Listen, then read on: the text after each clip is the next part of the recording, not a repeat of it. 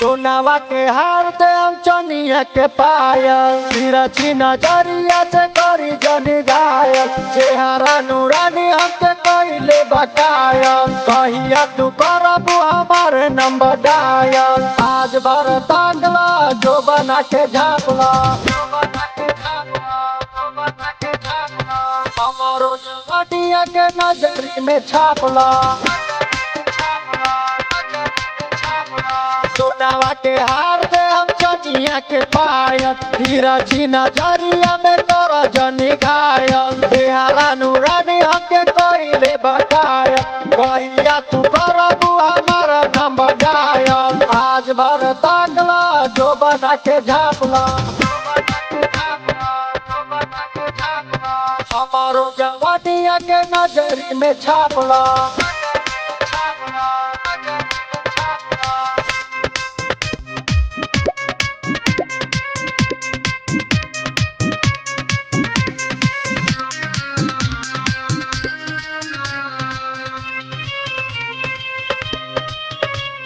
तोहरा बेटाई ना जवानिया के रोगो बाते तपमान काहे लगबू तू बातो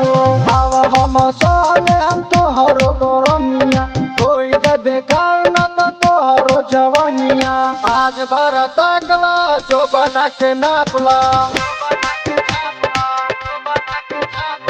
हमारो जवानिया के नजरी में छापला सोनावा के हार दे हम चनिया के पायल तिरछी नजरिया से करी जनी घायल चेहरा नूरानी हमके कइले बकायल कहिया तू करबू हमारे नंबर डायल आज भर तांगला जो बना के झापला हमारो जवानिया के नजरी में छापला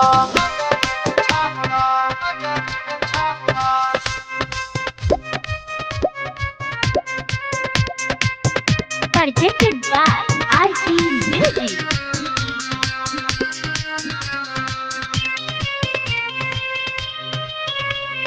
राजा आशीष कहे मानेलो न बात अतना मुआई दे हम जो बना के चाहतो